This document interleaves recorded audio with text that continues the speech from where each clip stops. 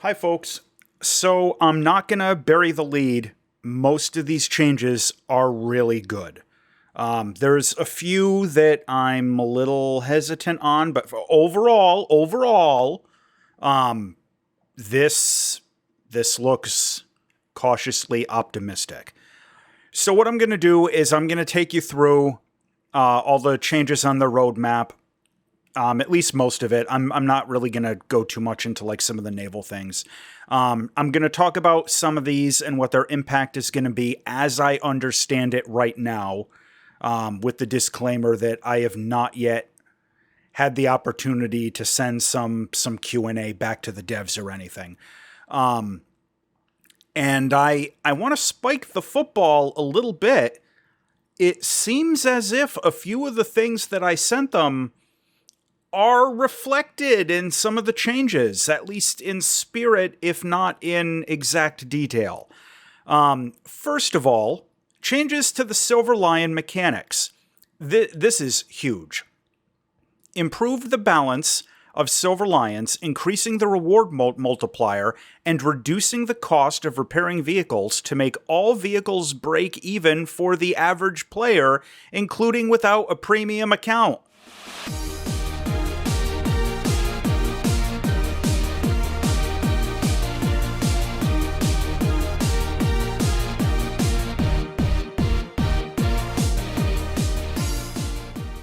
This is like the big thing that I was talking about. This was the crux of the big document that I sent them is, making things at least break even for average players most of the time. So that's huge. That's a win. And they have this second document, which is a lot more than I'm going to go through and read. You can read this on your own. I'll put links down in the description and all that, where they go into some of the more detail. But it's good. That's a good thing that they're going to try and do that. Calculation of the economic parameters of each vehicle from average indicators instead of vehicle statistics. For all vehicles of the same type and one battle rating, the average statistical indicators will be calculated, after which they'll be used to calculate rewards and repair costs for each vehicle in accordance with its economic rank, and position within the rank. All right, so that paragraph is a big plate of spaghetti that is going all over the place in knots and circles. They kind of explained what they're going to try and do with that in this slightly larger document. But the way I interpret this is that they're going to normalize the repair costs as much as they can within a vehicle rank and type. For example, rank 4 fighters, rank 3 bombers, that sort of a thing. I'm cautiously optimistic about this. I think it'll be better, even if it's not what I would prefer. It's closer to what I would prefer. So I'm cautiously optimistic. And by the way, before I get too far into this, I want to mention in their document here, the economy revision, our plan in detail, they have a couple of links to a big spreadsheet that you can look at, which has way too much information on it, in my opinion. This is information overload. But they have a link to a spreadsheet that they've put online. It's a Google document where you can look through what the repair cost changes will be for every vehicle in the game. And as I'm sure you can see at a quick scroll through, the vast majority of these things are getting cheaper. And the ones that are getting cheaper by a lot more than the costs are increasing on the ones that are going up. So I think overall this is going to be good. Like, here's some of these other vehicles. They're going up by like at most, like 4,000 for this boat. But some of the others are going down by like 21,000 for this other boat. I mean, I'm cautiously optimistic about that. But the point I'm getting at is read over that, take a look and see what you think of it. because there's a button here, you got to vote. And they're only going to do this if people go and click on this button and vote. I'm not telling you how to vote. I'm going to recommend everyone take a look and come to your own conclusion with all of this. I'm cautiously optimistic, but, don't take my word for it or anyone else's word for it. Read over this stuff in detail, sleep on it, and then go vote here. Anyway, improvements to premium accounts. This is another thing that I strongly suggested in that document I sent them. If your total repair cost exceeds your income, this is for an individual match, you'll be compensated after the battle, ensuring that your Silver Lions tally for the match remains at 0 unless you've been team killed. Guys, this is a huge freaking win for everybody, I think. What this is doing is, if you have a premium account and you go out and get wrecked, they're just refunding your lost Silver Lions so that it zeroes out, no loss, no gain, if you've got premium account. I'm of the opinion that this kind of makes premium accounts a lot more worth it to buy. There was like an entire page and a half, almost 2 pages in that document I sent them, like focusing on this one freaking thing. Broaden the base of people who choose to pay you money rather than squeezing the whales. And they're doing it with this. This is going to make premium accounts extremely compelling unless they jack up the price or something. So keep an eye on that. But assuming like the cost doesn't go crazy, this is good. And like this would get me to buy a premium account.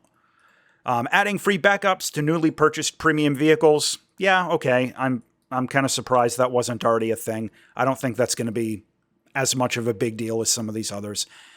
Dynamic repair cost reduction. The shorter the lifespan, the cheaper the repair without changing the repair cost by the date of feature introduction. So as I understand this from reading over this other longer explanation, like it's going to change your repair cost if you just get obliterated in like the first 2 seconds of the match.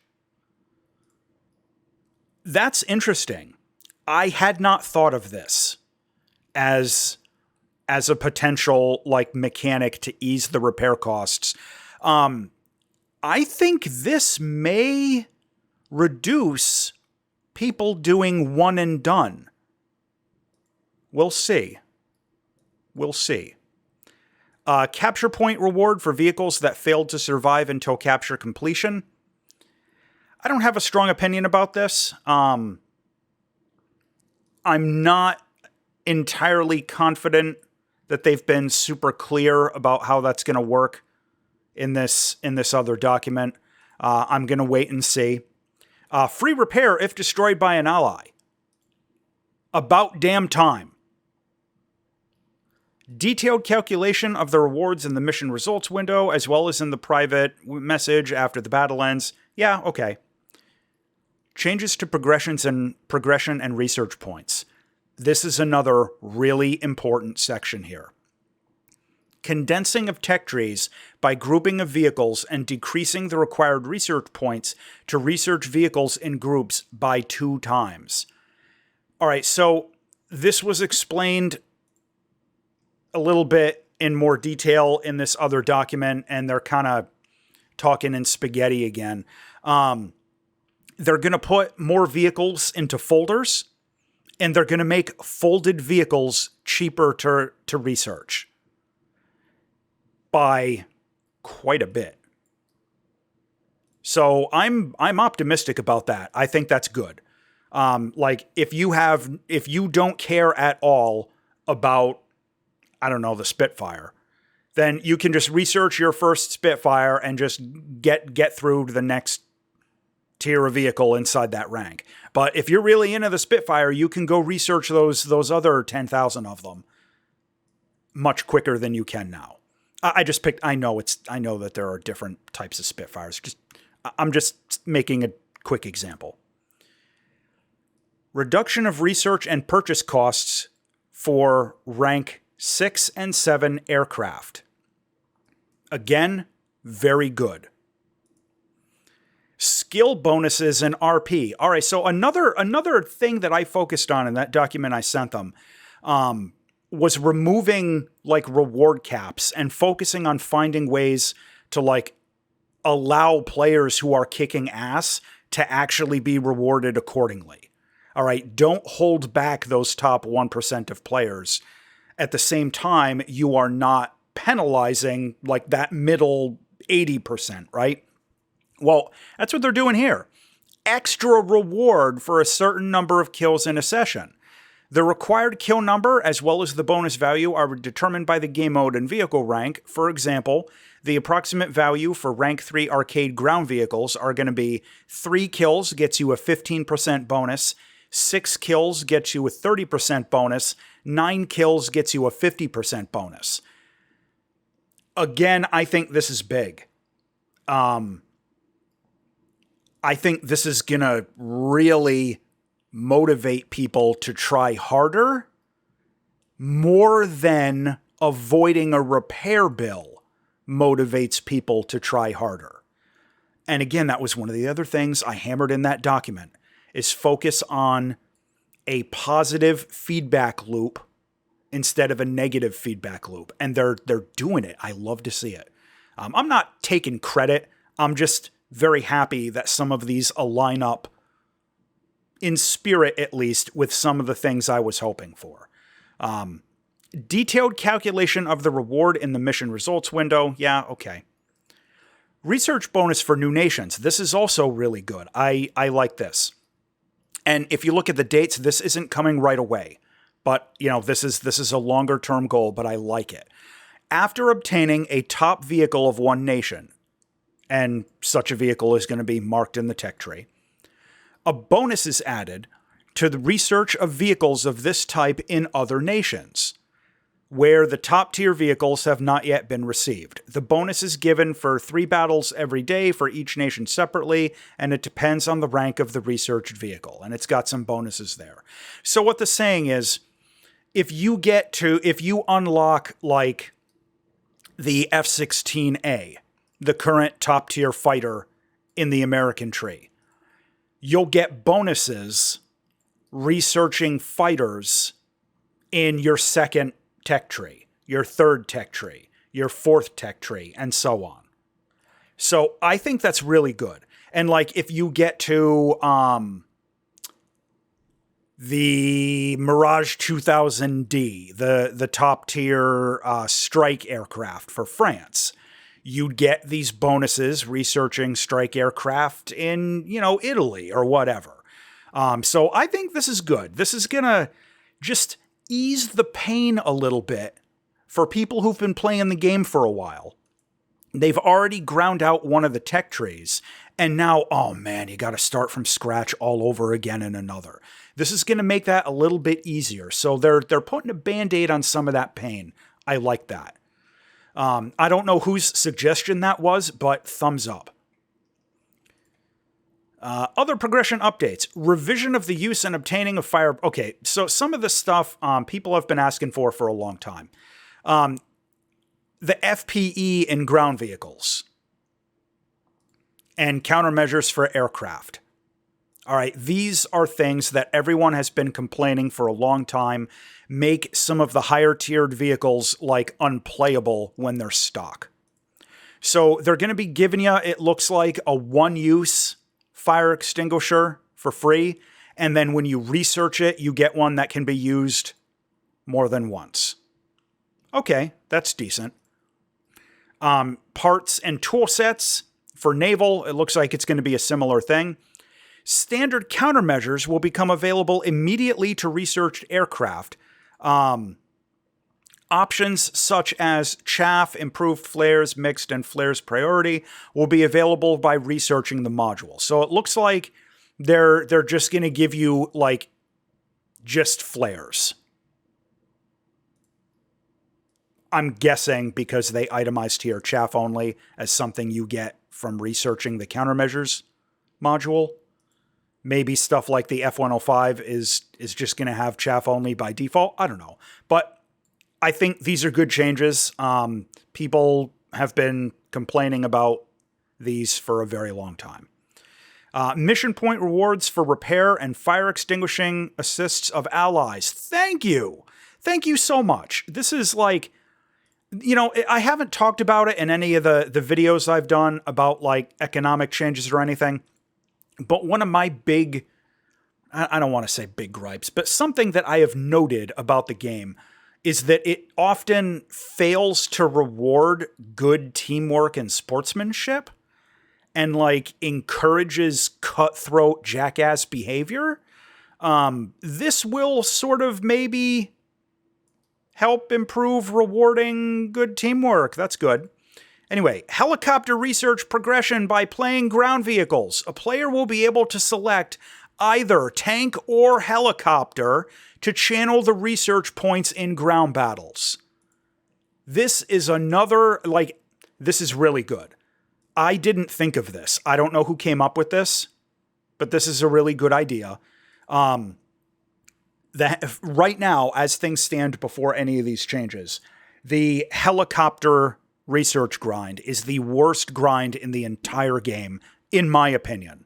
And in the document I sent them and the feedback that I saw from a few of the other content creators that got sent in, really, this was stressed heavily that helicopter research needs to be improved because right now, before these changes, there's nothing you can do. There's no activity in the game you can participate in that will efficiently research helicopters. The helicopter PvE, the rewards are a joke. And if you fly helicopters as close air support, it's a 10-minute thing as to why that's not a viable method of research. But, the research in that is a joke and it's inconsistent. This is going to allow you to channel ground vehicle research into helicopters directly. So blow up stuff with your tank to unlock a helicopter. That's good. It's creative. That's good, and it's creative. Addition of the limited list of battle tasks and some battle tasks to existing aviation simulator battles. The exact approach will be refined later. Okay. Battle tasks and battle pass tasks available in ground simulator battles. Okay. Keeping the progress of the daily login reward in the PC version by collecting daily rewards in WarThunder Mobile. I don't know anything about WarThunder Mobile. But this might be useful if you're someone who's going on a vacation. I will confess there have been a few times where I was sent on a business trip across the country for my day job, and I had to scramble to find a way I was going to be able to log into WarThunder once a day in order to keep my daily veteran bonus accruing. So this might be good for some folks in situations like that. Okay, matchmaking. Night battles are being temporarily disabled with La Royale, and in the future, they can be optionally enabled. Interesting. I wasn't aware that people were unhappy and complaining all the time about night battles, but it looks like they have been. Changing the matchmaking settings for high-ranked battles in order to collect more complete battles at the cost of a minimal increase in waiting time. This is something they already did a dev blog about. Display of BR ranges in the map filter. That's interesting. This is something that I know a lot of people have been confused about. Why don't I see this map at higher rank anymore? Where did it go? I liked it. Players in lower rank battles, why don't I see these big maps yet? I want to do big map stuff. It'll be interesting. Revision of the set of maps available to piston and jet aircraft for more eventful battles, transferring some of the large maps to higher BRs. Yes, thank you. This has been needed for a long time. I am a big fan. I know everyone's going to hate me for this, but I actually like the larger enduring confrontation maps in higher tier, supersonic jet fighter battles, in Air RB. I like the large EC maps in rank 7. Okay. Not so much in rank 5. And it looks like with this, they're going to be moving those maps up so that you're not struggling on an EC map in, a frickin' Mustang or something, because that gets kind of dumb. Improving the balance of late Cold War era vehicles when the homogeneous steel and full caliber shells to APDS, ATGM, gun stabilizers, etc. by changing the BR of certain vehicles. All right, I'm going to withhold judgment on this until I see all of the details of BR changes, but it looks like they're going to rearrange some of the ground battle stuff. This is another thing. This is one of the things I mentioned I'm a little skeptical about. I want to wait till I see the chart. Locations and missions. Strike UAVs moved to higher ranks to allow players to have SAM systems capable of countering them.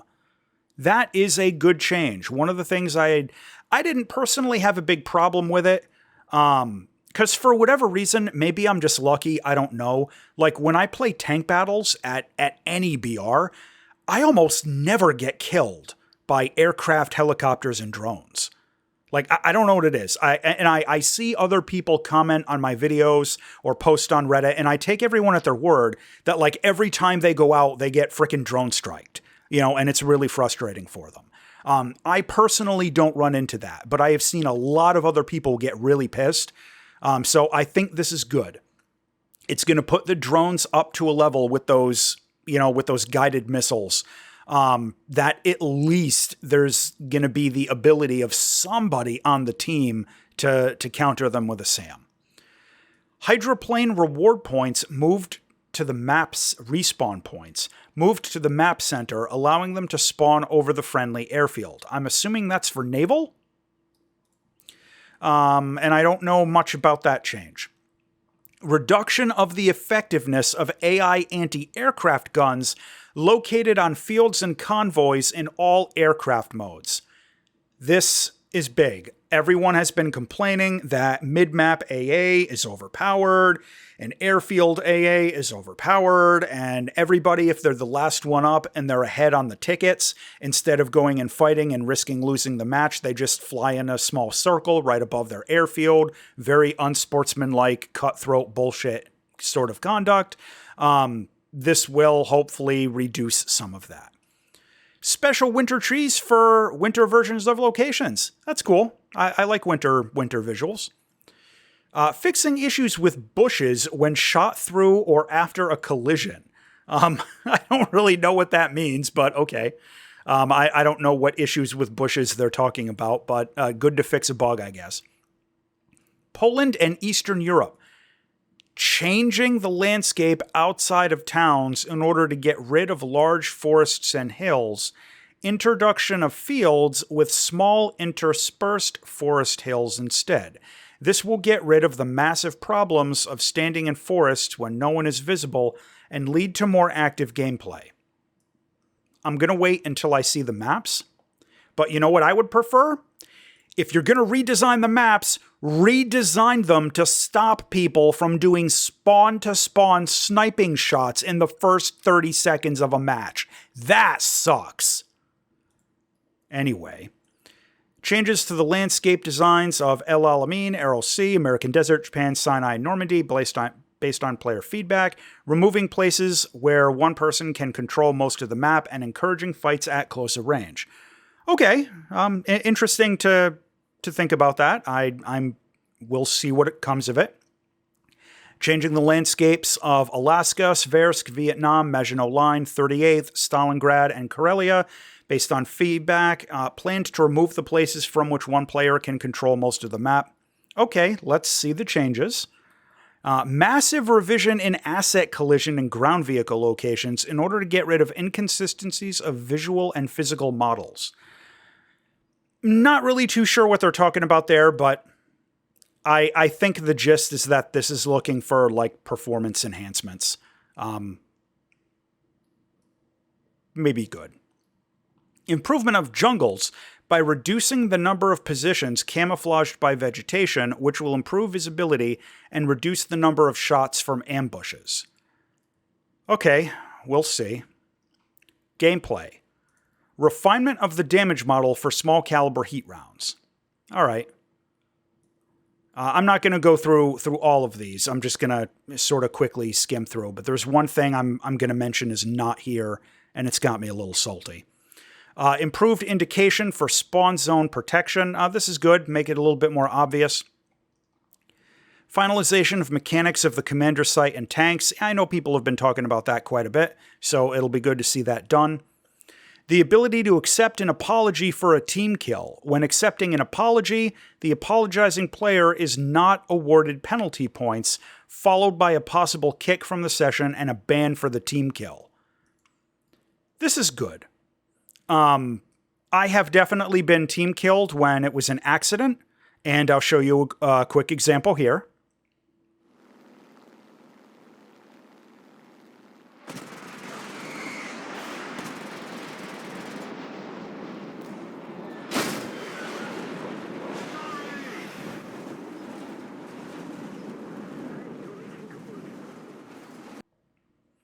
And I have absolutely been team killed when someone was just being a jerk. And I'll show you an example here.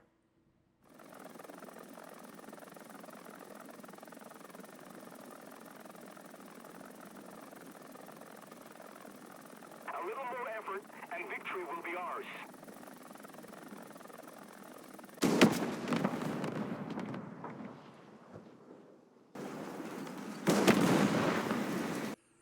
Those two situations are not the same, and they should not be treated the same.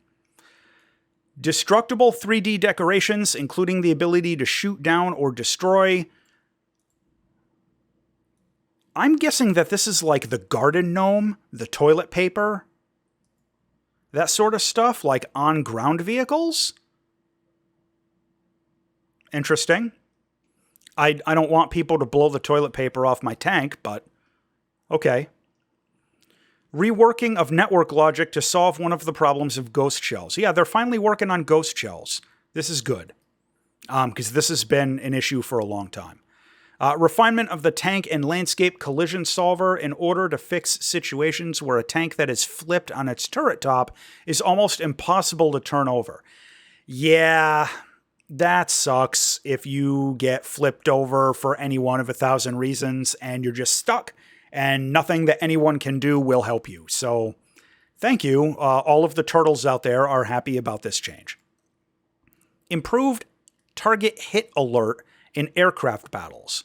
For an air target that is considered shot down under current conditions, but still has the ability to hit its offender, or if there are munitions on fire, we're going to add a delay on reporting the frag, possibly blocking control of the shot aircraft after some time.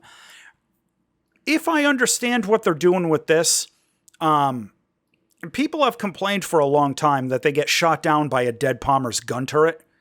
That really sucks, by the way, to get shot down by a dead bomber's gun turrets. So I think that's kind of what they're going for here. Or like if somebody's shot down and they're like spinning out towards the ground and they're just jamming on their button, trying to get a lucky shot and spam off an AIM-9L that they hadn't fired yet. I think this is going to be trying to reduce some of that. We'll see. Making it easier to report hate speech in chat, adding a separate category of complaints, as well as showing the chat log that is attached with the complaint. Cool. And at the bottom of the article, they've got this big roadmap. Okay, so I will say one thing that I am very upset is missing from gameplay. Real Shatter.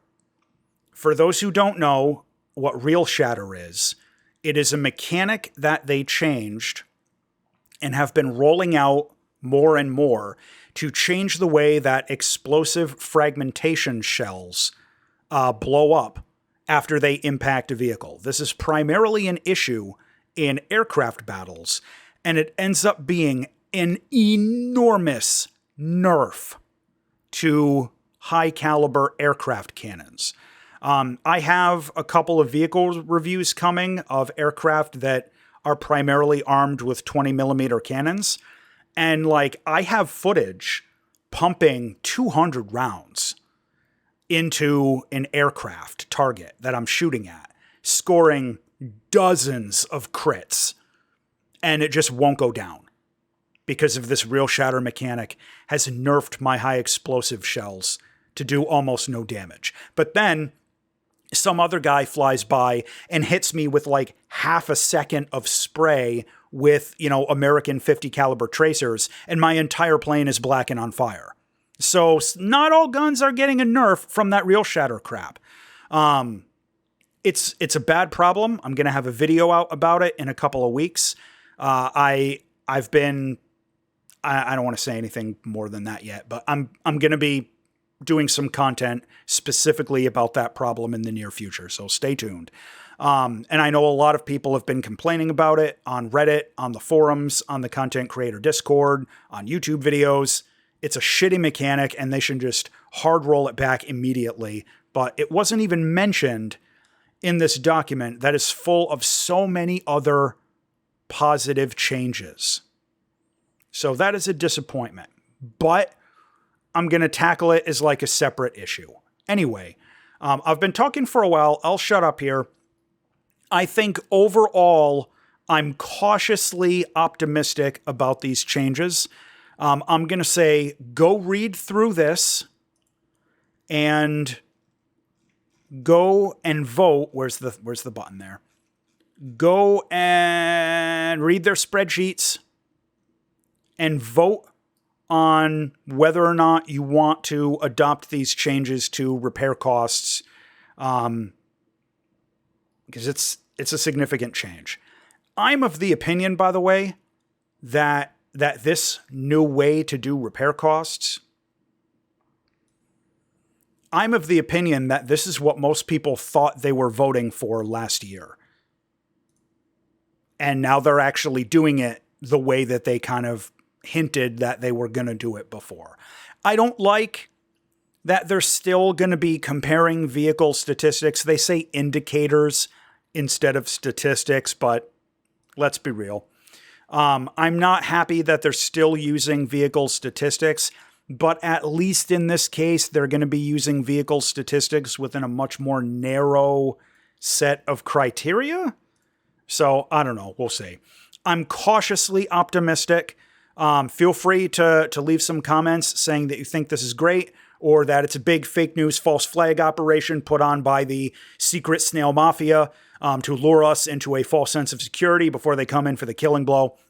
Whatever your conspiracy theory of choice is. As always, thanks for watching.